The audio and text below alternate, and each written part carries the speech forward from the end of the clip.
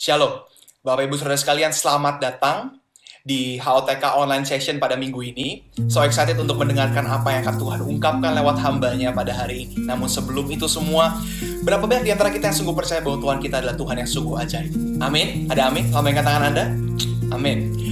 Sama-sama kita mau memuji menyembah Tuhan dengan pujian, dengan sukacita, dan dengan damai sejahtera di dalam hati kita. Kita mau katakan sama-sama, ajaib Kau Tuhan.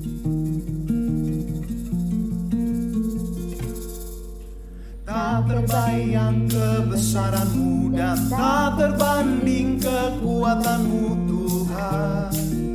Kau megah bagiku segenap jiwa dan pengharapan telah ku serahkan untuk rencana-Mu, Tuhan. Kau Raja atasku, hanya Kau yang layak ditinggikan.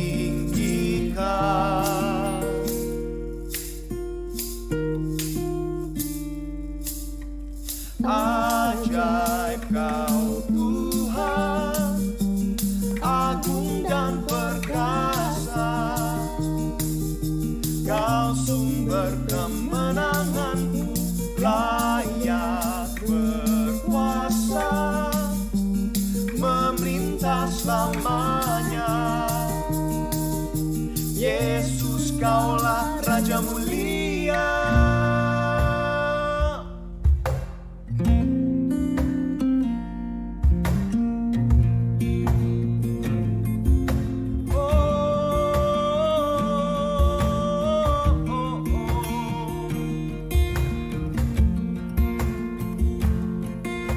Tak terbayang kebesaran-Mu dan tak terbanding kekuatan-Mu, Tuhan.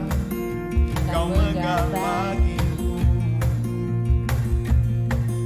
segenap jiwa dan pengharapan telah ku serahkan untuk rencana-Mu, Tuhan. Kau Raja atasku, hanya Kau yang layak ditinggikan.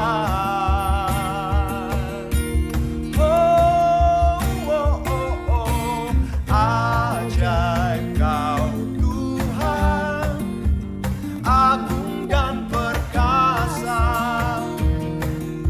Kau sumber kemenanganku, layak berkuasa, memerintah selamanya.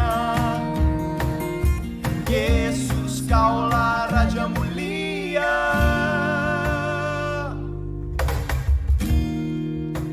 Raja mulia.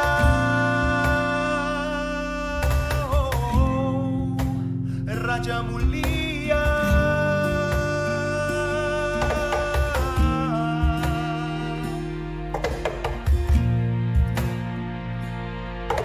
Yesus, Kau Raja mulia. Kau layak kami puji, Kau layak kami sembah. Kau Raja di atas segalanya. Kami puji Kau, kami sembah Kau, Yesus. Ajaib Kau Tuhan, agung dan perkasa. Kau sumber kemenanganku, layak berkuasa, memerintah selamanya. Yesus, Kaulah Raja mulia. Ajaib Kau Tuhan, agung dan perkasa. Kau sumber kemenanganku, layak berkuasa, memerintah selamanya. Yesus, Kaulah Raja mulia.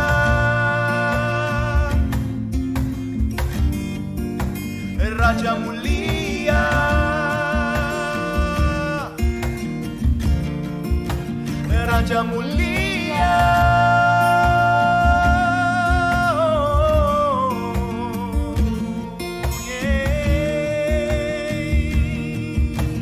Yesus, Kaulah Raja mulia.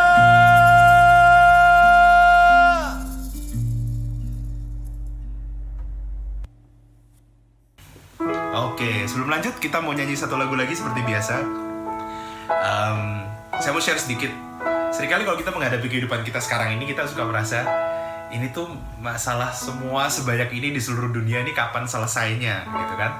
Jawabannya apa gitu? Kok kayaknya aku nggak bisa menemukan jawaban dari semua masalah yang aku hadapi sekarang, entah itu di pekerjaan, di keluarga, kesehatan, COVID, semuanya kayak masalah nggak ada habisnya sepanjang 2 tahun terakhir di 2020-2021. Cuma saya mau share sedikit, ini something yang salah satu pembahasan yang paling saya suka, yang paling saya tertarik dari Alkitab adalah membahas nama-nama Tuhan, nama-nama Allah. Dan ada bukunya di Kairos Center Store, bisa dibeli. Ada 100 Names of God, 100 nama-nama Tuhan. Dan saya percaya Tuhan namanya lebih dari 100. Ada banyak banget. Karena semakin kita berusaha untuk encounter dia, semakin kita bisa mengenal karakteristiknya yang mungkin kita belum kenal sebelumnya. Dan pasti itu never ending, kita akan terus bisa menemukan, bisa mengenal dia lebih dalam dan lebih dalam lagi selama kita masih ada di bumi. Tapi saya suka share ke anak-anak Essential, saya suka bilang gini, setiap satu nama Tuhan yang kita kenal, yang kita sungguh-sungguh percaya itu sebagai kebenaran, maka sesungguhnya itu adalah jawaban dari satu masalah kita. Ada satu masalah kita yang beres waktu kita mengenal dia, waktu kita encounter Tuhan sebagai satu karakteristik tertentu. Sebagai contoh, waktu kita kekurangan, kita punya Tuhan yang berkata, aku Jehovah Jireh, Allah yang menyediakan, I'm the provider, ya kan, yang akan mencukupi semua kebutuhanmu menurut kekayaan dan kemuliaan dalam Kristus Yesus. Saat kita butuh guidance, kita punya Jehovah Rohi, Tuhan adalah gembalaku, ya kan, tak akan kekurangan aku. Saat kita sakit, saat kita menghadapi COVID mungkin, kita punya Jehovah Rafa, Allah penyembuhku. Saat kita butuh damai sejahtera untuk menghadapi stres-stres kita punya Jehovah Shalom, Allah damai sejahtera, ya kan, Prince of Peace. Dan saat kita butuh kasih yang melimpah, kita punya Abba Father, Allah kita yang mengasihi kita seperti Bapa sayang anaknya. Saat kita merasa sendiri, kita punya Immanuel, Allah yang beserta kita. Dan saat kita merasa masalah kita terlalu berat, terlalu besar, kita punya Tuhan El Shaddai, Allah Maha Kuasa, the Supreme God, yang lebih besar, lebih tinggi, lebih hebat dari apapun yang ada di dunia ini. Amen. So, saya percaya bahwa untuk semua masalah kita, Jesus is the answer. Amen. For the world today, for everything that is happening in the world right now, Jesus is the answer. Above Him, there's no other. Jesus is the way. Amen. Mari kita nyanyikan sama-sama, ini lagu yang indah sekali, mudah sekali. Lagu yang berkata, Jesus is the answer for the world today. Above Him, there's no other. Jesus is the way. Jesus is the answer for the world today. Above Him, there's no other. Jesus is the way. Amen. Sama-sama katakan, Jesus is the answer for the world today. Above Him, there's no other. Jesus is the way. Jesus is the answer for the world today. Above Him, there's no other. Jesus is the way. Banyak persoalan membebani hidupmu, kau telusuri jalanmu tanpa kedamaian. Bayangan masa lalu sangat mengganggu dirimu. Datanglah pada Yesus,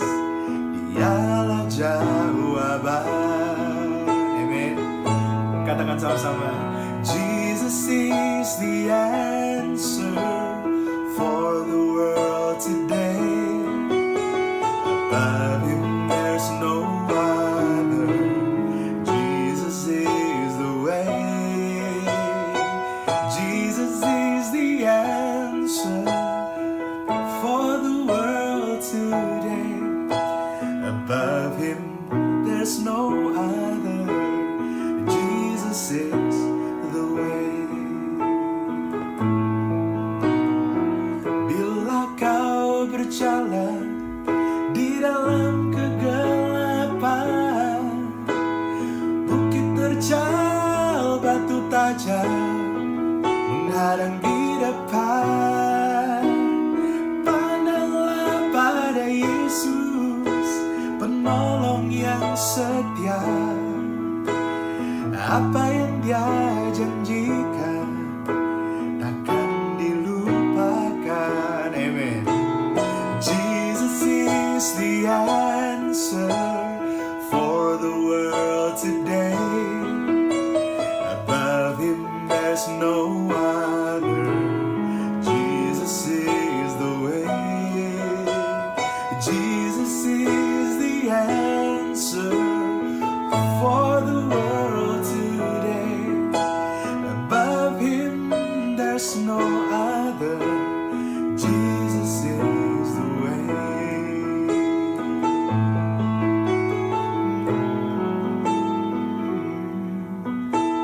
Above Him there's no other. Jesus is the way. Sekali lagi katakan. Above Him there's no other. Jesus is the way.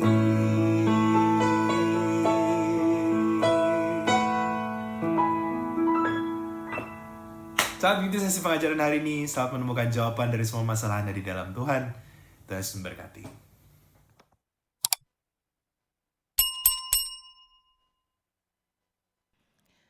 Shalom, selamat malam Bapak Ibu dan Saudara semuanya. Senang sekali kembali kita bertemu di sesi yang kedua untuk tahun 2021 ini. Seperti biasa sebelum kita bahas pembahasan kita malam hari ini, topik kita malam hari ini, Don't Shape the Stone. Kita mau satukan hati, kita mau teduhkan hati kita, mau duduk diam dekat kakinya. Mari kita satukan hati dalam doa. Demi nama Bapa, Putra dan Roh Kudus. Amin. Tuhan, kami sungguh bersyukur untuk malam hari ini. Terima kasih Tuhan karena kami boleh kembali bertemu di dalam PA malam hari ini. Walaupun kami belum bisa bertemu di Prisma Ballroom, tetapi kami bersyukur Tuhan kami masih diberi kesempatan untuk sungguh-sungguh mempelajari kebenaran-kebenaran firman-Mu. Beri kami haus dan lapar akan kebenaran firman-Mu terus tidak pernah berhenti Tuhan. Supaya kami sungguh-sungguh memakai waktu kami selama masa pandemi ini untuk menjadi kekasih-kekasih hati-Mu, mempelai-mempelai-Mu yang makin mengenal Engkau lebih dan lebih lagi. Dan khususnya malam hari ini Tuhan, hamba sungguh berdoa supaya Roh Kudus-Mu bekerja membukakan kebenaran-kebenaran buat kami semua. Engkau yang mengoyakkan selubung-selubung yang masih menutupi mata hati dan pikiran hati kami. Supaya sungguh-sungguh pewahyuan yang dari Tuhan malam hari ini boleh kami terima, boleh kami pahami, dan pastinya akan mengubahkan hidup kami menjadi pribadi-pribadi seperti yang Tuhan mau. Sambil kami menantikan kedatangan-Mu untuk kedua kalinya. Terima kasih Tuhan, di dalam nama Yesus Kristus Tuhan kami berdoa, kami bersyukur dan menerima yang kami doakan. Mari kita katakan amin. Demi nama Bapa, Putra dan Roh Kudus. Amin. Nah, Jumat lalu kita sudah mengerti kapan Tuhan itu bisa menolong Anda dan saya, ya. Tetapi malam hari ini kita mau bicara satu topik yang pastinya akan terus saling melengkapi. Tapi sebelum itu saya ingin mengingatkan sekali lagi buat Anda yang belum subscribe, ya silakan Anda subscribe. Tadi sebelum saya masuk ke khotbah ini sudah diberitahukan caranya subscribe, ya. Ada tulisan subscribe, bisa diting seperti itu, lalu dinyalakan loncengnya dengan, ada yang bertanya kepada saya, mungkin karena usia ya, cara menyalakan loncengnya itu gimana gitu kan, gambar, jadi dinyalakannya gimana, ya tinggal dipencet saja ya, yang gambar lonceng itu dipencet saja, seperti itu. Lalu jangan lupa juga untuk di-share supaya banyak orang juga mengerti kebenaran firman Tuhan dan hidup mereka tidak ditipu oleh dunia ini lagi. Ya, dan bagi Bapak Ibu dan Saudara sekalian yang sudah subscribe, saya mengucapkan banyak terima kasih. Ya, biar kita semua makin bersemangat ya untuk mengikuti sesi-sesi khotbah di YouTube ini. Ya, oke. Jumat lalu kita sudah mengerti bahwa kapan Tuhan itu bisa menolong kita. Saya mau review sedikit supaya mungkin ada yang kemarinnya sampai selesai masih nggak ngeh misalnya gitu ya. Semoga dengan ini, dengan review singkat ini Anda bisa menjadi mengerti ya.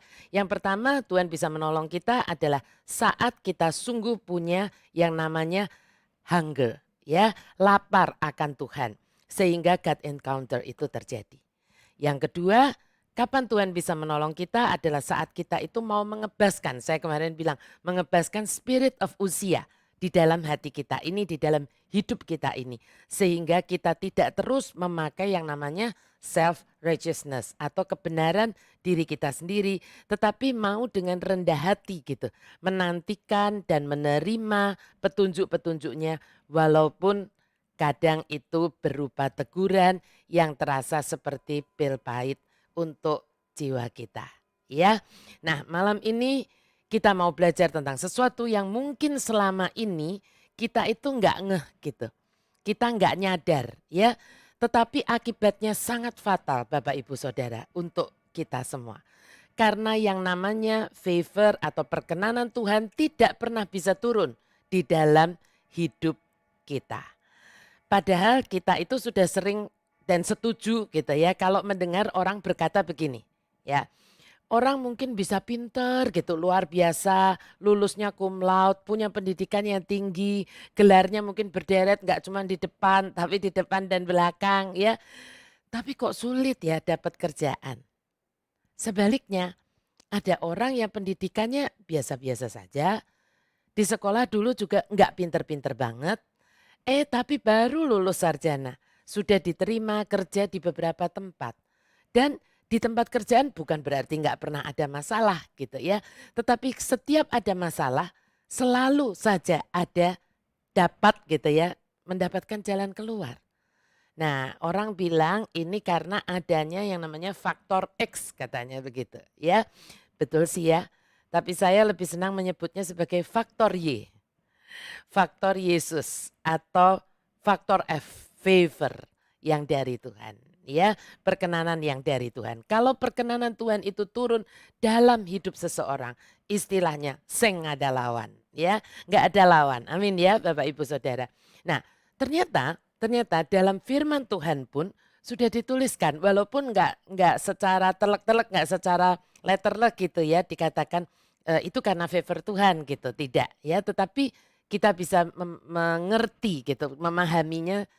Demikian, mari kita baca dari Pengkhotbah 9 ayatnya yang ke-11 ya kita akan lihat. Lagi aku melihat di bawah matahari bahwa kemenangan perlombaan bukan untuk yang cepat dan keunggulan perjuangan bukan untuk yang kuat. Juga roti bukan untuk yang berhikmat, kekayaan bukan untuk yang cerdas dan karunia bukan untuk yang cerdik cendekia. Karena waktu dan nasib dialami mereka semua. Saya menemukan di dalam terjemahan bahasa Inggris yang versi easy-nya ya, itu lebih jelas menurut saya. Mari kita lihat. I saw another thing that happens on the earth.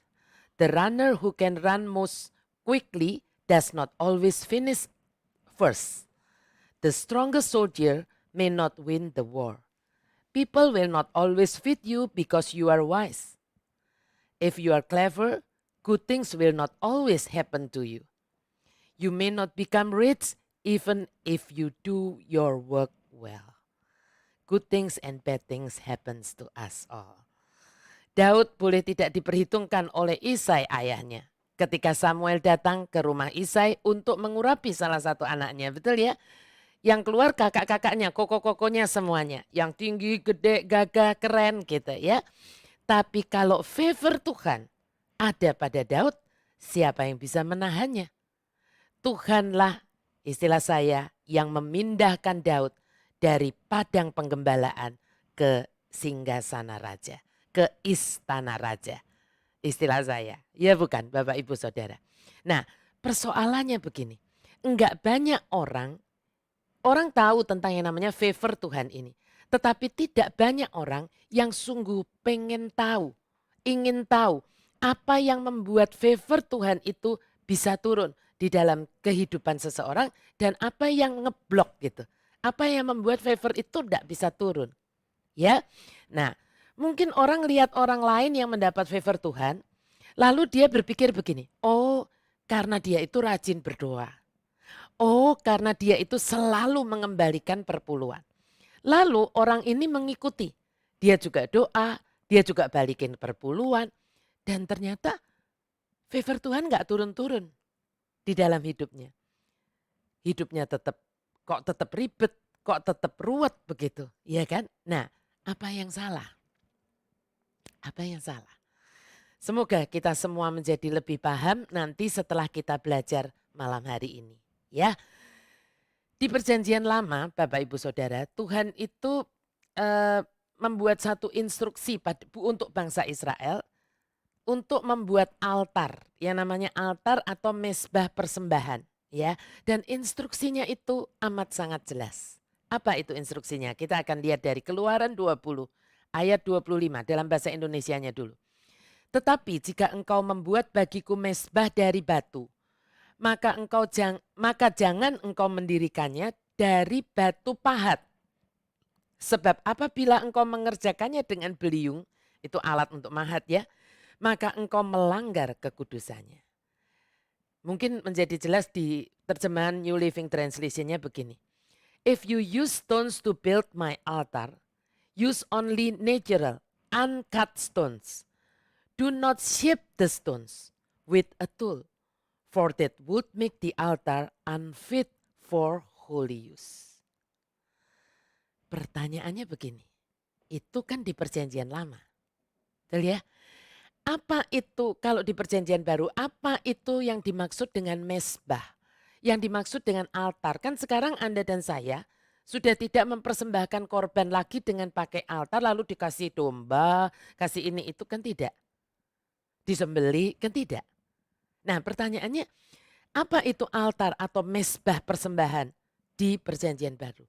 Untuk kita semua saat ini. Kan itu yang paling penting. Karena kita membaca Alkitab betul ada bagian-bagian yang itu adalah sejarah. Tetapi saya terlalu percaya bahwa Alkitab itu cocok untuk sepanjang segala masa.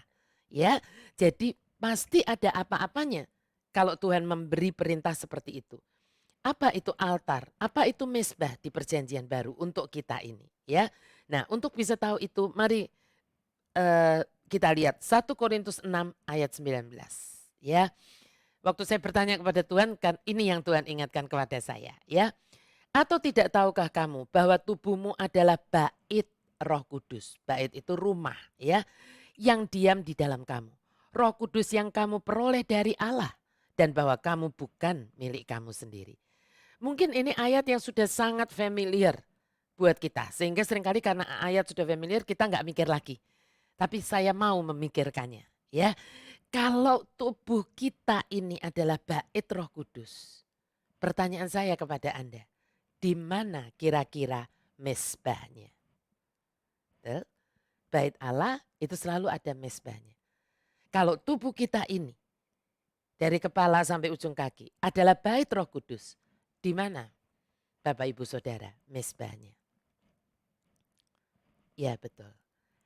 Hati kita inilah mezbahnya. Hati inilah altarnya. Inilah meja persembahan Bapak Ibu Saudara kepada Tuhan. Ya, itu sebabnya Tuhan sangat concern dengan yang namanya hati kita, anak-anaknya. Hati Anda dan saya. Sehingga banyak banget di dalam Alkitab kita temui warning Tuhan tentang yang namanya hati kita ini. Kita akan lihat beberapa saja di antaranya karena kalau deretkan semua banyak banget ya. Kita lihat Amsal 4 ayat 23, ini juga sudah sangat familiar. Jagalah hatimu dengan segala kewaspadaan karena dari situlah terpancar kehidupan. Ya kan? Saya waktu itu pernah berkata bahwa itulah boundariesnya gitu ya kan. Batas sampai Anda tuh bisa dibawa Tuhan sampai kemana itu tergantung Anda dan saya bisa jaga hati atau enggak. Ya, nah pinter apapun, hebat apapun, kaya apapun, enggak bisa jaga hati, Tuhan enggak bisa bawa kita sampai from glory to glory. Ya, Amsal dulu, Amsal 16 ayat yang kedua. Segala jalan orang adalah bersih menurut pandangannya sendiri, tetapi Tuhanlah yang menguji hati. Ya, Lu mau ngomong apa, lu mau punya self righteousness seperti apa, nggak ngaruh karena Tuhanlah yang menguji hati kita. 1 Samuel 16 ayat 7, nah ini tadi cerita tentang Daud itu. Tetapi berfirmanlah Tuhan kepada Samuel, janganlah pandang parasnya atau perawakannya yang tinggi, sebab aku telah menolaknya. Bukan yang dilihat manusia, yang dilihat Allah. Manusia melihat apa yang di depan mata, tetapi Tuhan melihat hati. Orang yang paling apes gitu kalau pakai bahasa biasa adalah orang yang ditolak oleh Tuhan. Ditolak manusia itu enggak apa-apa Bapak Ibu Saudara. Jangan ditolak oleh Tuhan. Ya.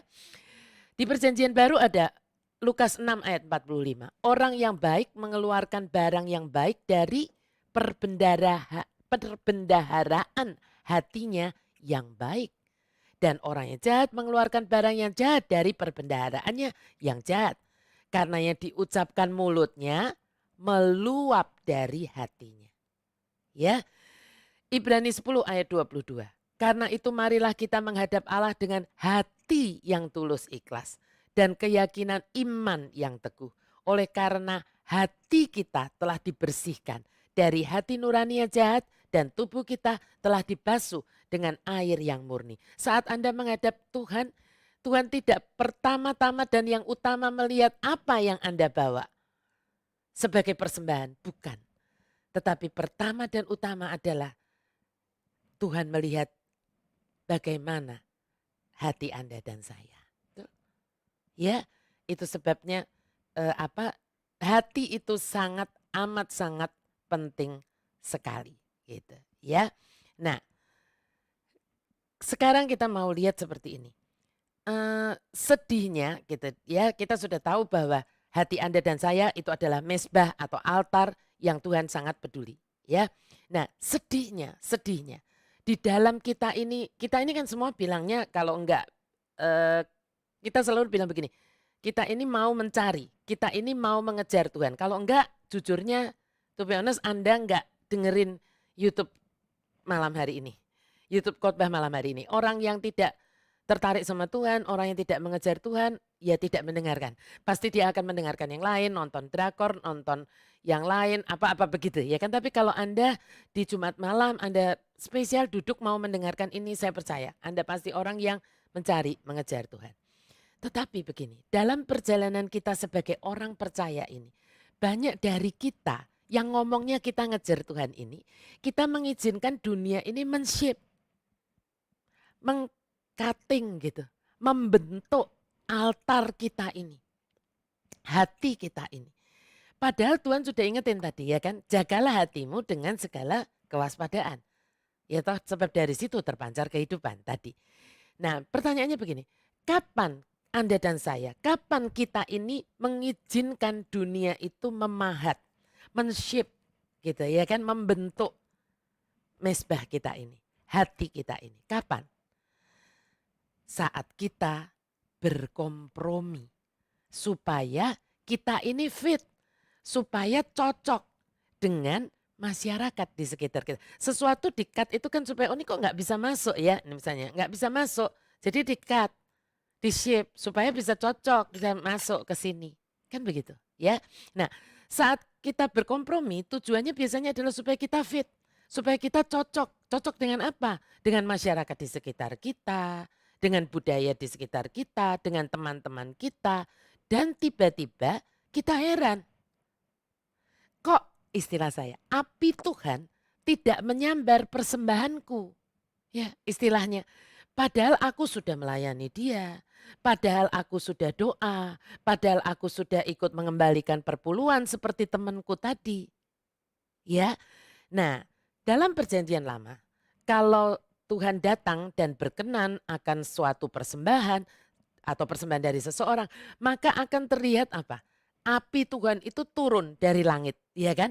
Dan menyambar persembahan yang diletakkan di mezbah itu. Kita tahu persembahan Habel, persembahan Nabi Elia, ya kan seperti itu disambar oleh Tuhan.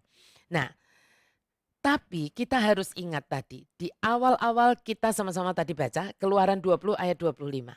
Ya, dan di situ Tuhan peringatkan tentang yang namanya mezbah persembahan kepada Tuhan. Belum bicara dulu tentang apa yang dipersembahkan bahkan. Ini baru bicara tentang altarnya, berbicara tentang mezbahnya. Ya, nah, do not shape the stone with a tool for that would make the altar unfit for holy use. Saat orang membuat altar itu dengan dipahat-pahat, ya kan, dibentuk-bentuk seperti itu, yang menjadi tidak kudus dan tercemar itu adalah altarnya dulu, Bapak Ibu Saudara. Sehingga apapun yang diletakkan di atas mezbah yang sudah tercemar juga akan tidak kudus. Bisa paham ya sampai di sini ya. Nah, saat Anda dan saya mengizinkan dunia ini memahat, membentuk, mencetak gitu ya hati kita. Mezbah ini Bapak Ibu Saudara sudah tercemar. Sehingga apapun yang diletakkan di atasnya tidak akan menjadi persembahan yang harum dan berkenan kepada Allah. Nanti kita akan lihat ayatnya, tapi saya mau ajak Anda semua untuk mengerti dulu hal berikut ini ya. Karena ya gimana Bu caranya supaya saya tuh nggak dipahat gitu kan ya. Saya mau ngomong ini dulu. Tuhan kita itu Bapak Ibu Saudara sebetulnya sangat ajaib. Sebenarnya Tuhan itu sudah mendesain hati kita, hati Anda dan saya ini sedemikian rupa. Sehingga kita itu punya apa ya, secara otomatis gitu akan PK. Akan PK terhadap apapun yang kita ini banyak menghabiskan waktu bersama dengannya. Gitu. Itu kita pasti akan PK. Saya jelaskan maksudnya begini, dengan contoh ya, dengan 2 contoh, semoga dengan 2 contoh ini menjadi lebih jelas statement saya itu. Pertama gini, kalau Anda adalah penggemar nonton film di bioskop, ini zamannya belum COVID ya, Anda hobi gitu nonton film di bioskop, Anda pasti bisa beritahu saya film-film apa yang sedang tayang di bioskop. Bahkan yang coming soon aja Anda bisa tahu. Ya kan, Bu, tuh nanti ada film bagus, nah, Anda bisa tahu. Ya, nah kalau saya dan Pak Gana gitu, nggak tahu. Kenapa? Walaupun zaman belum COVID dulu ya, belum zaman COVID dulu, itu saya juga nggak tahu. Kalau ditanyain yang sedang tayang apa, apalagi yang coming soon. Kecuali sudah diberitahu sama teman, baru saya tahu. Karena memang kami berdua dari zaman duit masih mepet gitu, zaman mahasiswa sampai dengan sekarang juga nggak punya hobi untuk nonton film di bioskop. Kami lebih hobi kuliner. Nah kalau ditanya kuliner, kami bisa tahu. Oh ini di kota ini, oh ini kami seneng gitu ya. Nah saya kasih contoh yang kedua gini. Saya kan sudah pernah ngomong, saya sedang les keyboard online ya dengan seorang teman di Semarang. Nah karena saya ini baru belajar, saya belum PK. Jadi kadang chord yang saya pencet salah, saya tuh nggak ngeh. Ya, nah tapi guru saya ini, ya kan dia menghabiskan waktu sekian banyak jam gitu ya untuk main keyboard, main piano, dengerin orang main keyboard, main piano gitu ya. Pada waktu kemarin itu saya salah pencet F, chord F yang harusnya kan do fa la. Saya memencetnya itu re fa la. Tiba-tiba teman saya ini, guru saya ini bisa bilang, Glory sebentar. Kamu salah pencet itu. Kok kamu mencetnya D minor bukan F? Saya kaget. Lah karena kan cuman antara do sama re itu kan do fa la dan re fa la kan cuman beda satu seman sebelahan gitu. Jadi saya nggak nyadar kalau saya itu jari saya mencetnya re, bukan mencetnya bukan do gitu. Padahal harusnya chordnya itu yang harus saya pencet F. Dan dia bilang itu D minor bukan F. Loh, padahal dia itu online. Nggak lihat, kalau guru di samping saya kan lihat. Ini enggak gitu. Buat saya ajaib banget gitu ya kan. Kok dia bisa ngerti? Ya buat dia biasa saja. Mengapa? Ya itulah hidupnya. Sekian jam dia habiskan untuk dengerin orang mencet-mencet touch piano, touch keyboard, ya kan? Ya bukan Bapak Ibu. Semoga Anda bisa paham dengan contoh sederhana ini. Ya, ketika kita habiskan sekian banyak waktu dengan apa, kita akan PK terhadap itu. Ya, ya seperti itu. Nah, ada orang yang katanya itu rindu dekat dengan Tuhan, ya, tapi nggak siap untuk cek and recheck. Nggak siap untuk cek and recheck berapa waktu yang mereka habiskan bersama teman-teman yang salah, internet, laptop, HP, televisi dan sebagainya dan sebagainya dan sebagainya, hobi. Ya, apa akibatnya? Saat ada dosa atau kesalahan yang mereka lakuin, mereka nggak ngeh bahwa itu dosa. bahwa itu melukai hati Tuhan. Why? Kenapa? Enggak peka terhadap apa yang Tuhan suka dan apa yang Tuhan tidak suka. Karena nasihat yang mereka terima adalah nasihat yang keliru, yang salah. Karena itulah teman-teman atau komunitas yang mereka habiskan waktu paling banyak bersama dengan teman-teman itu. Sehingga saat lifestyle mereka berkata bahwa itu biasa saja, itu bukan dosa, ya lama-lama kita juga bilang itu biasa saja, itu bukan dosa. Betul? Kita enggak peka karena kita juga memang tidak habiskan banyak waktu dekat-dekat Tuhan.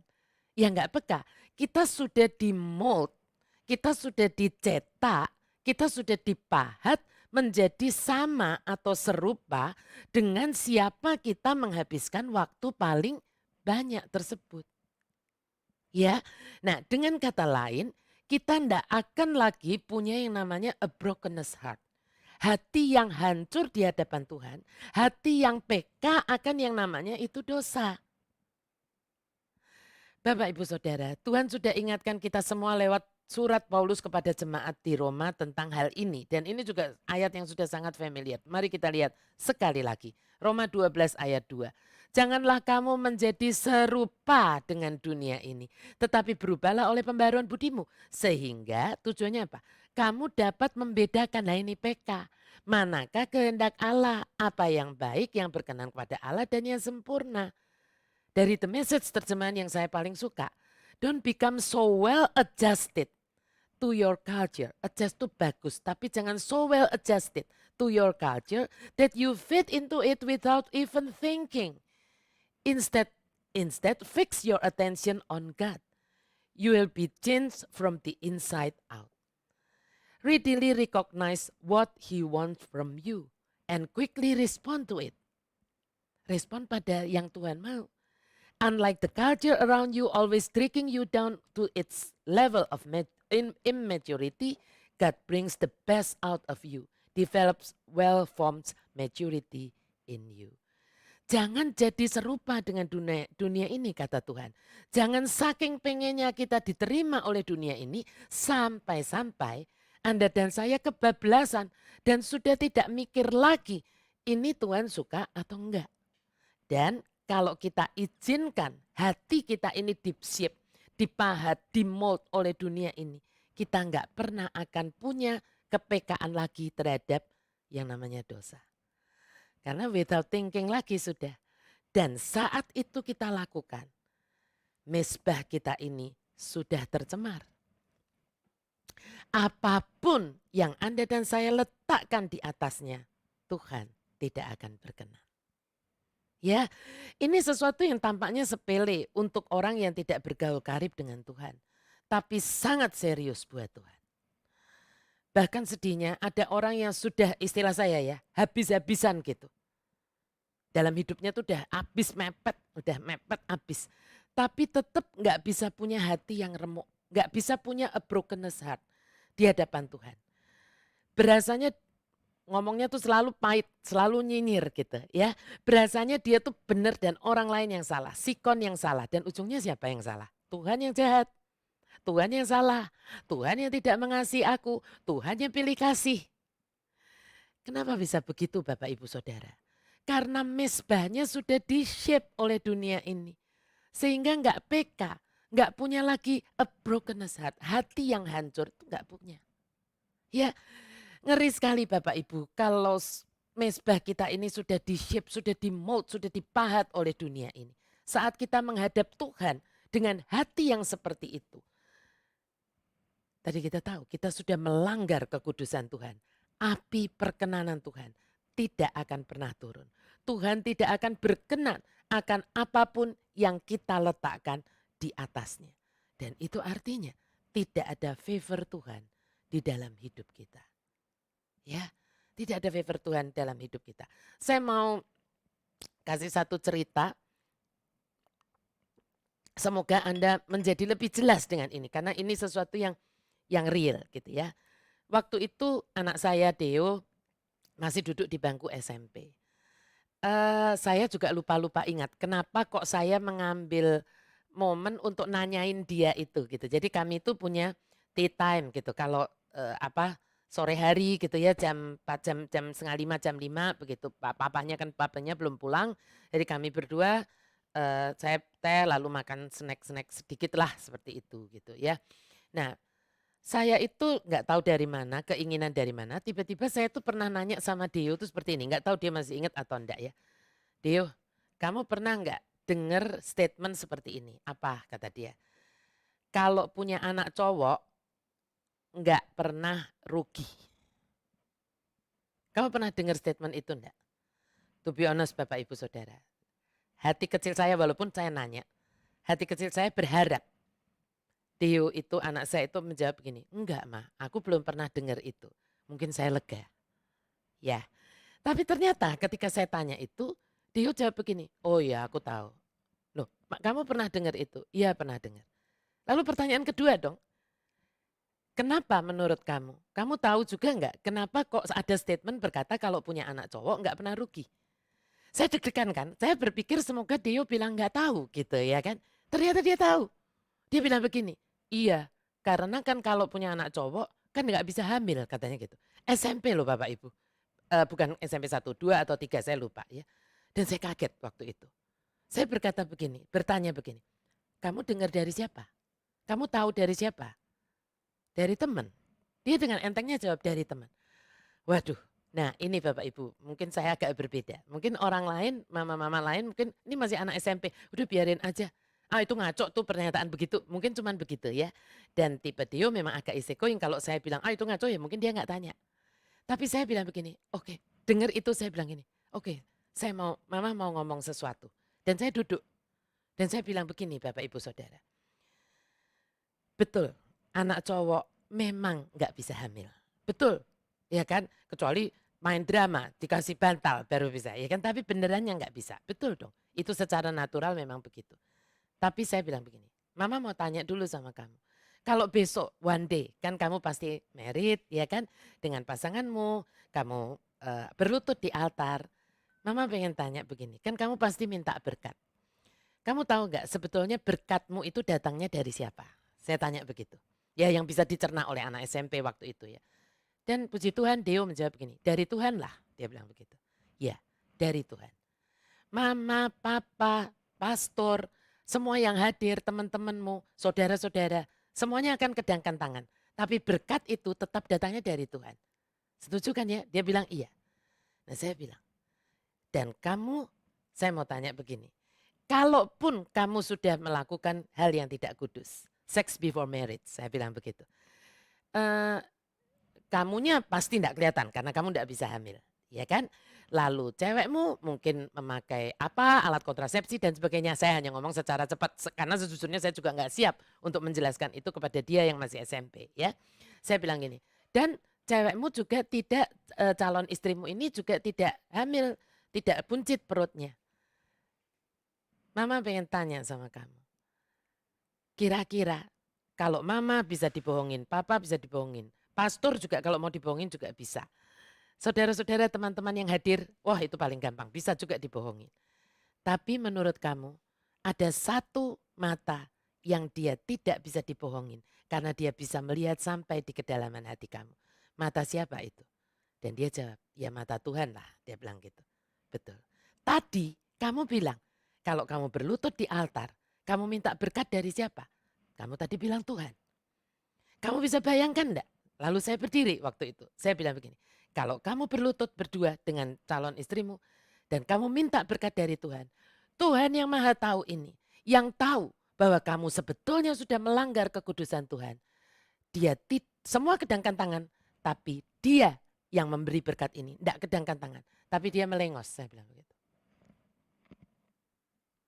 Kamu tahu apa akibatnya?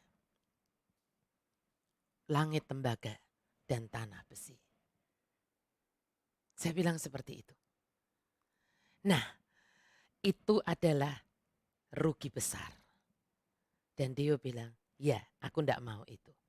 Dan saya bilang, jadi sekarang menurut kamu, statement yang berkata, kalau punya anak cowok, tidak pernah rugi. Alasannya, karena anak cowok nggak bisa hamil. Jadi melakukan apapun sebelum pernikahan, khususnya sex before marriage, nggak apa-apa. Itu betul atau rugi besar sebetulnya. Dan dia berkata, rugi besar. Saya bersyukur pernah ada obrolan seperti itu, Bapak Ibu, di dalam hubungan saya waktu dia belum married dan masih sangat muda. Tapi pertanyaannya, berapa banyak orang, bahkan yang ngakunya anak-anak Tuhan, yang tahu akan hal ini? Don't shape your stone, for that would make the altar unfit for holy use. Berapa banyak yang tahu? Banyak yang melinggang saja masuk ke pernikahan tanpa sungguh-sungguh. Saya nggak bilang orang nggak boleh salah. Tidak ya. Kalau bagus itu mencegah. Kalau belum terlanjur itu mencegah. Itu jelas itu paling bagus. Tetapi kalau sudah terlanjur, tetap ada jembatannya. Tetap ada rekonsiliasi. Dan jembatannya adalah yang namanya pertobatan hati. Betul? Tapi berapa banyak yang masuk saja ke pernikahan tanpa sungguh-sungguh bertobat? Why? Kenapa mereka dengan nyamannya dan amannya, dengan betul-betul secure masuk ke pernikahan walaupun mereka nggak pernah bertobat? Karena teman-teman atau komunitas mereka bilang apa? Ah, itu hal biasa buat anak muda zaman now. Nggak usah terlalu dibesar-besarin lah. Yang penting perut nggak buncit, kan tidak ada yang tahu. Ya, padahal altar atau mezbah mereka sudah di-shape. Apapun yang diletakkan di atasnya tidak kudus buat Tuhan. Artinya perkenanan Tuhan tidak turun di dalam hidup mereka. Saya seringkali bilang kepada anak-anak muda, sayang tante nggak boleh sebagai psikolog, walaupun saya tidak memungut bayaran, tetapi tetap ada etikanya. Saya tidak boleh candid merekam. Andai kata boleh, andai kata tidak ada sumpahnya, ya kan? Saya kepingin merekam betapa banyak sekali orang-orang yang menangis after marriage sekian tahun. Dan ketika di tracing akarnya adalah mereka belum pernah melakukan pertobatan atas altar mereka yang sudah di-shape. Tapi sekarang aktif di gereja, melayani. Dan setan masuk, punya foothold di situ. Dan memporak-porandakan keluarga itu. Betul. Banyak orang tidak tahu ini. Dan akhirnya apapun yang mereka letakkan di atas mezbah itu, Tuhan tidak pernah berkenan. Api perkenanan Tuhan tidak akan turun. Siapa bilang amin? Siapa menangkap ini dan bilang amin? Tulis amin di komen Anda masing-masing. Ya, Bapak Ibu Saudara, Tuhan kita adalah Tuhan yang Maha Tahu. Pastinya Dia tahu tidak ada satupun kok dari anak-anaknya ini yang tidak pernah melakukan kesalahan, tidak pernah melakukan dosa. Kalau itu bukan manusia. Ya kan? Karena Roma 3:23 berkata bahwa semua manusia berbuat dosa. Ya, tapi Dia selalu, Bapak Ibu Saudara, Dia selalu menunggu hati yang hancur. Hati yang sungguh mau bertobat. Ya, saya selalu menyuarakan tentang kekudusan ini di mimbar saya. Tidak pernah hanya itu saja. Saya selalu menyuarakan tentang yang namanya pertobatan. Tapi banyak orang mempelintir ini. Ya, karena sudah di-shape hatinya oleh dunia ini. Sehingga begini, aduh Tante Glory, Ibu Glory selalu menyuarakan tentang yang namanya kekudusan. Emang ada orang yang gak dosa? No, tidak ada memang. Semua orang berbuat dosa. Tetapi jangan sampai kita menganggap dosa itu biasa. Sampai kita menganggap tidak perlu yang namanya pertobatan. Yang perlu adalah menutupi dosa itu. Itu yang salah besar. Ya, tetapi kita punya Tuhan yang Maha Tahu. Pastinya Dia tahu anak-anaknya ini, Anda dan saya juga nggak berbuat dosa dan kesalahan. Tetapi Dia selalu menunggu yang namanya hati yang hancur. Hati yang sungguh-sungguh mau bertobat. Brokenness itu adalah sesuatu yang buat dunia ini dipandang sebagai sebuah kelemahan. Ya, tetapi apa yang firman Tuhan katakan? Kita mau lihat 2 Korintus 12 ayat 9. Tetapi jawab Tuhan kepadaku, cukuplah kasih karuniaku bagimu, sebab justru dalam kelemahanlah kuasaku menjadi sempurna. Sebab itu terlebih suka aku bermegah akan kelemahanku, supaya kuasa Kristus turun menaungi aku. Yesaya 42 ayat 3. Bulu yang patah terkulai tidak akan diputuskannya, dan sumbu yang pudar nyalanya tidak akan dipadamkannya. Tetapi dengan setia ia akan menyatakan hukum. Mazmur 51 ayat 19. Korban sembelian kepada Allah. Ini keren. Ialah jiwa yang hancur. Hati yang patah dan remuk. Tidak akan kau pandang hina ya Allah. Daud mengerti ini. Sehingga dia tidak malu untuk datang kepada Allahnya dan bertobat. Dan tertulislah Mazmur 51. Karena dia tahu ini. Saya mau keluarkan satu statement yang bagus sekali menurut saya. Our brokenness is a portal to God's power. Kehancuran kita adalah portal itu apa? Pintu gerbang gitu ya. Untuk masuk menuju kekuatan Tuhan. Ya, brokenness ini bukanlah kehancuran seperti yang dunia pahami loh ya Bapak Ibu ya. Ancur-ancuran gitu bukan. Ya, tetapi kehancuran dari daging. Kehancuran dari flesh kita ini. Seperti yang dijelaskan oleh Paulus di dalam Galatia 2:20. Namun aku hidup, tetapi bukan lagi aku sendiri yang hidup, melainkan Kristus yang hidup di dalam aku. Jadi akunya ini udah mati. Ya, dan hidupku yang kuhidupi sekarang di dalam daging adalah hidup oleh iman dalam anak Allah yang telah mengasihi aku dan menyerahkan dirinya untuk aku. Inilah saat God encounter terjadi. Orang yang bisa berkata hidupku ini, aku masih hidup di dunia ini, aku masih punya daging, tetapi aku mau matikan ini, ya kan? Hidupku bukan aku lagi. Saat itulah God encounter terjadi. Orang yang seperti ini di ujungnya akan memiliki kepekaan. Saat ada dosa yang dia lakuin, mungkin dia masih bisa, pastinya bukan mungkin. Pastinya dia masih bisa melakukan dosa. Tetapi ketika dia melakukan dosa itu, ada kepekaan di sini gitu. Iya kan? Meskipun dunia berkata itu bukan dosa. Kan saya pernah bawakan itu di sesi-sesi masih di Prisma yang tentang divorce or no divorce, lalu tentang pelakor, lalu tentang perselingkuhan, ya kan? Iblis itu pinter ngasih nama baru gitu kan ya. Ya kan gitu. Jadi wanita sundal gitu dikatakannya pelakor gitu. Ya kan perebut suami orang tapi disamarkan itu. Ya, iblis hanya mengganti nama, tetapi itu sebetulnya tetap dosa. Ya, walaupun dunia ini berkata bukan dosa, itu hal yang lumrah atau wajar untuk seseorang yang kesepian. Betapa dunia ini berkata bahwa lebih baik masturbasi, lebih baik onani daripada selingkuh. Itu kata dunia ini. Ya kan, itu wajar untuk seorang laki-laki, itu wajar untuk orang yang terus-menerus disakiti. Ya orang membalas itu wajar untuk orang yang terus-menerus disakiti. Itu membalas itu bukan dosa. Karena dia terus disakiti, ya itu adalah hal yang wajar. Ya, dan sebagainya, dan sebagainya. Ini ngeri sekali Bapak Ibu Saudara. Tetapi menutup sesi malam hari ini, saya ingin mengajak Anda mengeluarkan beberapa pertanyaan atau hal untuk kita sama-sama renungkan. Ya, ada 3 poin. Yang pertama, apakah aku sangat serupa dengan orang-orang di sekelilingku? Sehingga rekan kerjaku, teman arisanku, teman ngejimku, dan sebagainya tidak bisa membedakan aku sebagai muridnya Tuhan Yesus. Ya, Anda diajak ngomong jorok, Anda ngomong jorok. Anda diajak gosip juga gosip gitu ya. Diajak untuk ngelakuin yang nggak benar, lakuin aja. Ya, tapi kalau minggu ke gereja atau sekarang dengerin di rumah. Ya, yang kedua, apa saja yang telah menghabiskan waktuku sehingga aku tidak lagi peka akan Tuhan, akan teguran-teguran halusnya. Ya. Dan yang ketiga, mari cek and recheck. Apakah altar atau mezbah hati Anda telah dipotong, telah di-shape, dicetak, dan sudah tidak utuh lagi bagi Tuhan. Jangan buru-buru menjawabnya. Karena ini adalah perenungan yang dalam, yang Anda tidak usah tunjuk jari ke orang lain. Mari kita sama-sama cek and recheck diri kita masing-masing.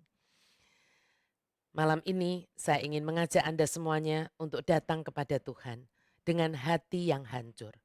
Dan biarlah altar kita, mezbah kita itu kembali utuh. Daud bukanlah orang yang kudus dan tak bercacat celah. Namun saat ia melakukan dosa yang begitu keji dan menjijikkan di hadapan Tuhan. Dan Tuhan menegur Daud. Lewat Nabi Nathan, Daud tidak berdalih. Daud merendahkan diri di hadapan Tuhan dan memohon pengampunan dan pentahiran dari Tuhan dengan hati yang hancur. Sehingga lahirlah Mazmur 51. Hati yang seperti inilah yang membuat mezbah Tuhan dalam hidup Daud kembali utuh. Dan perkenanan Tuhan selalu turun dalam hidupnya. Orang yang telah dipulihkan mezbahnya lah yang dapat mengalami Allah El Shaddai. Allah Maha Kuasa. Apapun yang menjadi persoalan dalam hidupnya akan dibereskan oleh Tuhan. Siapa ingin sungguh mengalami El Shaddai dalam hidup kita? Tulis saya di komen Anda. Dan mari beri kemuliaan buat Allah El Shaddai kita. Saya berdoa sungguh malam ini Anda semua menangkap apa yang Tuhan minta untuk saya sampaikan kepada kita semuanya. Dan sungguh hidup Anda akan diubahkan. Itu doa saya banget. Ya, jangan sampai ada langit tembaga dan tanah besi di dalam hidup Anda. Tetapi saya berdoa biar selalu ada yang namanya open heaven di dalam hidup kita semua. Amin ya Bapak Ibu. Dan malam ini saya dan Pak Gana ingin mengajak Bapak Ibu dan saudara semuanya untuk menyanyikan dengan sungguh-sungguh doa pertobatan Daud. Ya, jadi kita mau sama-sama bertobat lewat nyanyian ini. Jadi jangan cuma sekedar nyanyi ya.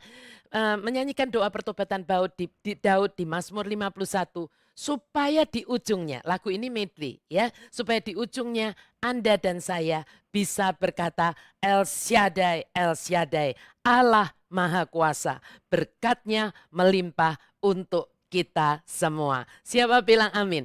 Tulis amin di komen Anda 3 kali. Amin, amin, amin di komen Anda masing-masing. Dan beri kemuliaan buat Yesus Tuhan kita.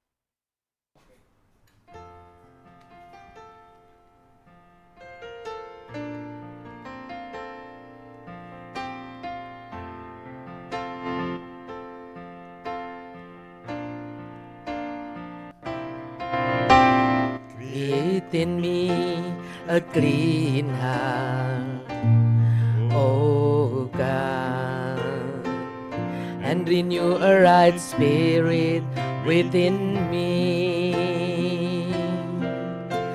Create in me a clean heart, oh God, and renew a right spirit within me. Cast me not away from thy presence, O Lord, and take not thy Holy Spirit from me. Restore unto me the joy of thy salvation, and renew a right spirit within me. Create in me a clean heart, oh God, and renew a right spirit within me. Create in me a clean heart, oh God, and renew a right spirit within me. Cast me not away from thy presence, O Lord. Take not thy Holy Spirit from me. Restore unto me the joy of thy salvation, and renew a right spirit within me.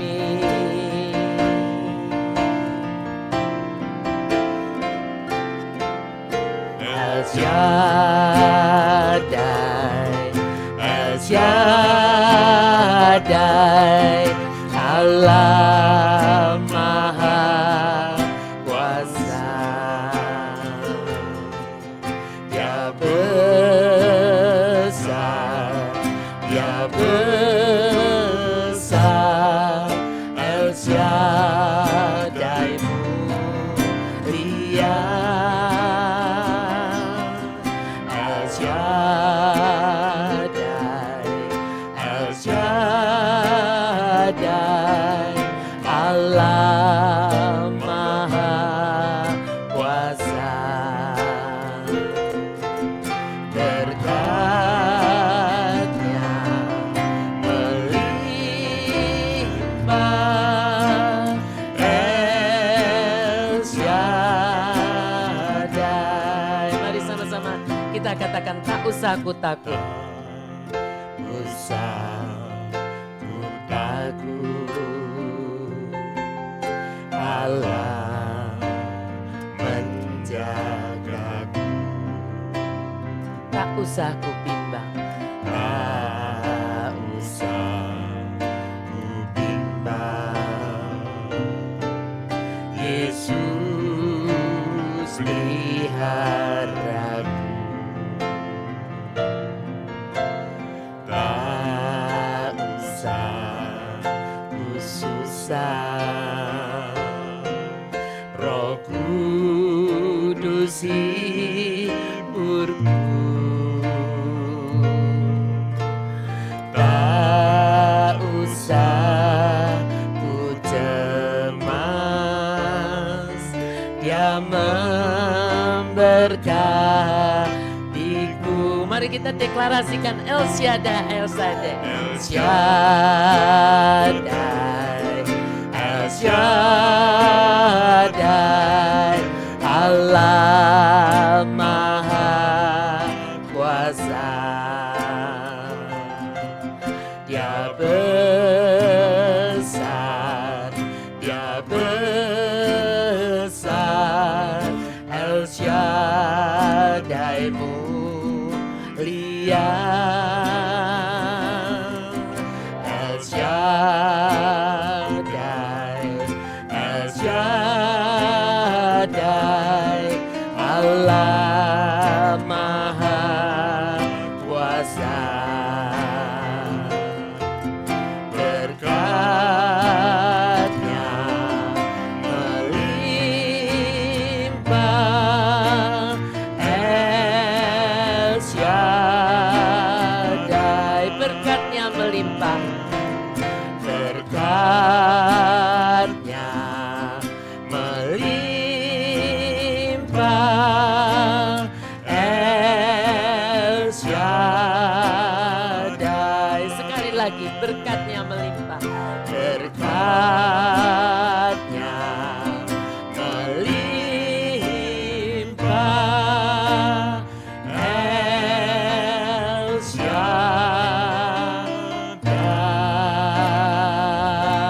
Mari beri kemuliaan buat Yesus Tuhan kita, Bapak Ibu Saudara. Bapak Ibu Saudara, kita harus percaya bahwa kita punya Tuhan yang Maha Kudus. Tidak pernah ada kompromi dengan yang namanya dosa. jangan di delete hal itu ya. Jangan berkata bahwa Tuhan pasti nggak apa-apa karena dia maha kasih, maha pengampun. Dia pasti nggak apa-apa lah, dia pasti toleran dengan dosa. Enggak Bapak Ibu Saudara. Yang ini kita harus sungguh-sungguh tahu. Tuhan tidak pernah bertoleransi akan dosa. Tetapi Tuhan yang tidak bertoleransi akan dosa ini juga sekaligus Tuhan yang tahu tidak ada satupun dari kita yang bisa membayar hukuman atas dosa kita. Sehingga dia merelakan putra tunggalnya untuk membayari Anda dan saya. Betul? Ya, tetapi tetap Tuhan itu adalah Tuhan yang tidak mentoleransi dosa. Tetapi Tuhan yang menyediakan jembatan untuk Anda dan saya balik kembali kepada Dia. Jangan bersembunyi dengan dosa Anda. Jangan terus berupaya menutupi dosa Anda. Menurut saya itu orang yang paling bodoh dan konyol. Karena kita tahu Tuhan melihat bukan apa yang di depan mata, tapi melihat hati. So simple Bapak Ibu Saudara. Kalau Anda malam hari ini diingatkan akan 1, 2, 3 dan banyak hal yang itu di-highlight Tuhan bahwa itu adalah dosa. Mari sepakat dengan Tuhan bahwa memang itu dosa. Akui kalau altar hati kita ini sudah kita izinkan, pernah kita izinkan di-shape oleh Tuhan, oleh dosa, oleh dunia ini.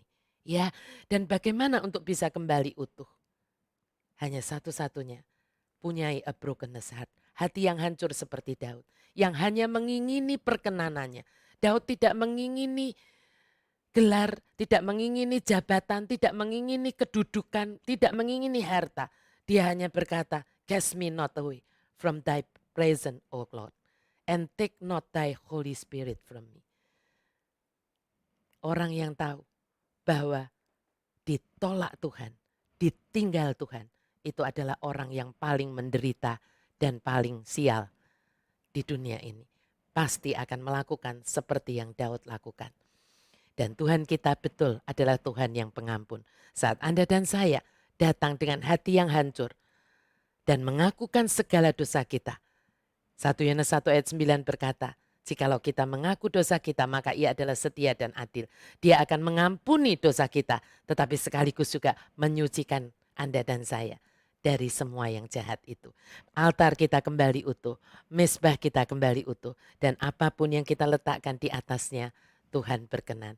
Api perkenanan Tuhan akan turun dan menyambar semua persembahan kita. Bukan berarti hidup Anda dan saya tidak ada persoalan kalau punya favor Tuhan. Tetapi seperti di awal tadi saya katakan, saat persoalan itu datang, kita tahu kepada siapa kita berlari, kepada siapa kita berlindung. Dan detik itu tangan Tuhan akan menolong kita. Betapa bersyukurnya orang yang mendapatkan favor Tuhan ini. Sehingga saya percaya ketika kita mengetahui tentang mezbah ini malam hari ini, ketika ada revelation yang masuk ke dalam hidup kita tentang apa yang namanya don't shape the stone. Jangan pahat, jangan cut, ya, jangan dimold oleh dunia ini altar mezbah hati kita. Kita tidak akan sia-siakan kesempatan yang Tuhan masih berikan sampai dengan malam hari ini. Ya, mari kita satukan hati di dalam doa. Mari kita bereskan dulu hati kita di hadapan Tuhan. Baru setelah itu Bapak Ibu Saudara, kita akan meletakkan persembahan kita. Persembahan yang terbaik. Dan saya percaya baunya akan harum seperti dupa yang harum naik ke hadapan Bapak kita di sorga. Amin. Mari kita satukan hati di dalam doa. Demi nama Bapa, Putra dan Roh Kudus. Amin. Bapa yang kami kasihi, Bapa yang kami kenal dan kami sembah di dalam Yesus Kristus Putra Tunggal-Mu Tuhan kami. Kami bersyukur sangat Tuhan karena Engkau membukakan revelation-Mu, pewahyuan-Mu tentang yang namanya mezbah atau altar yang di-shape. Yaitu hati kami yang kami izinkan dimold, dibentuk oleh dunia ini. Sehingga tidak lagi kudus di hadapan-Mu. Kami bersyukur sangat, kami percaya ini adalah God encounter. Engkau mau memberitahu kami dengan satu tujuan. Karena Engkau sangat ingin favor-Mu Engkau turunkan di dalam hidup setiap kami. Karena Engkau tidak pernah merancangkan kegagalan. Engkau tidak pernah merancangkan keburukan. Hari depan yang buruk untuk kami semua. Enggak Tuhan, Engkau selalu merancangkan yang baik. Dan Engkau ingin rancangan-Mu itu terjadi di dalam hidup setiap kami anak-anak-Mu. Engkau ingin semua janji-janji-Mu itu adalah ya dan amin di dalam hidup kami anak-anak-Mu. Itu sebabnya Tuhan, malam hari ini Engkau mengingatkan kami semua. Dan kami bersyukur atas peringatan-Mu ini. Tuhan, malam hari ini kami datang ke hadapan-Mu, bukan dengan kuat dan gagah kami, bukan dengan self-righteousness kami, tetapi dengan a brokenness heart. Kami mau bawa hati kami yang hancur ini Tuhan. Hamba tahu ada banyak orang yang malam hari ini diingatkan Tuhan tentang 1, 2, 3 hal yang pernah kami lakukan di masa lalu kami. Yang malam hari ini kami tahu altar kami sudah tercemar. Tetapi kami bersyukur sangat Tuhan karena malam hari ini Engkau juga menyediakan pengampunan buat kami semua yang datang dengan hati yang hancur. Kami bersyukur karena firman-Mu berkata bahwa buluh yang terkulai tidak akan dipatahkan. Engkau tidak pernah memandang hina hati kami yang hancur. Justru Engkau bersuka cita ketika ada anak yang hilang pulang kembali ke rumah bapaknya. Tuhan, ini kami semua. Ini kami Tuhan dengan hati kami yang hancur ini. Kami minta ampun Tuhan untuk semua yang kami sudah lakukan, kami sudah buat yang itu seperti kami mengizinkan altar hati kami ini di-shape oleh dunia ini. Sehingga seringkali kami sudah tidak peka lagi akan yang namanya dosa. Tetapi malam hari ini kami mau sepakat dengan Engkau yang dosa itu adalah dosa. Walaupun banyak orang melakukannya, walaupun banyak orang menganggap itu kewajaran, kami mau sepakat dengan Engkau. Kami mau tetap berkata bahwa itu dosa. Dan kami percaya Tuhan ketika kami datang kepadamu, pentahiran itu terjadi. Ampuni kami Tuhan, bersihkan kami kembali, tahirkan kami kembali. Supaya apapun yang kami letakkan di mezbah kami ini, pelayanan kami, pekerjaan kami, studi kami, keluarga kami, hubungan-hubungan di dunia ini yang kami jalin, usaha kami, itu semuanya akan membuat perkenanan-Mu turun. Dan hidup kami diubahkan. Kami sungguh-sungguh kepengen itu terjadi di dalam hidup kami Tuhan. Dan kami percaya firman-Mu untuk kami adalah ya dan amin. Terima kasih Tuhan. Biar kami ini seperti Daud yang di ujungnya kami bisa berkata El Shaddai, El Shaddai, Allah Maha Kuasa. Dan berkat-Mu Tuhan melimpah di dalam hidup kami. Ketika kami meletakkan persembahan-persembahan kami malam hari ini Tuhan. Engkau Tuhan yang melihat hati kami yang sudah dibereskan ini. Engkau yang menurunkan favor-Mu kepada setiap kami yang meletakkan persembahan malam hari ini.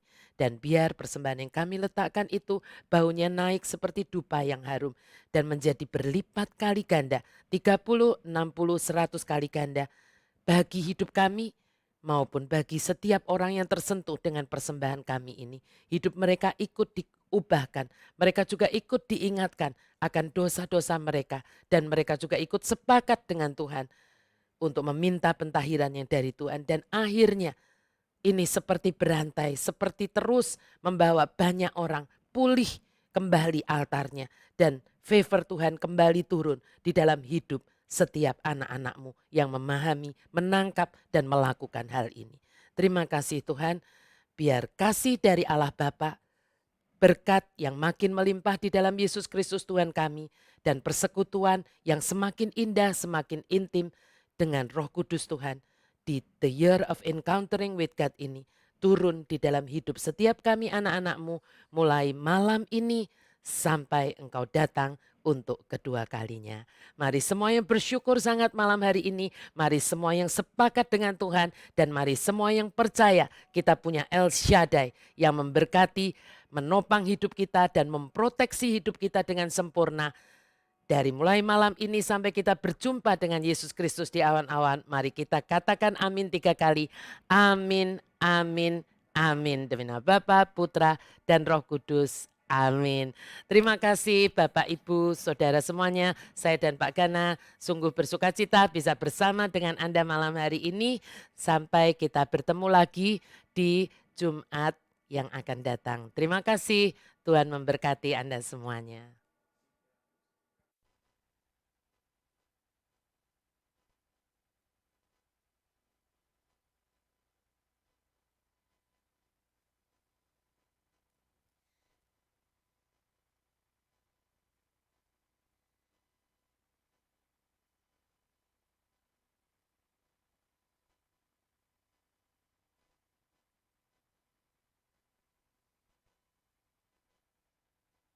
Shalom Bapak Ibu Saudara semuanya.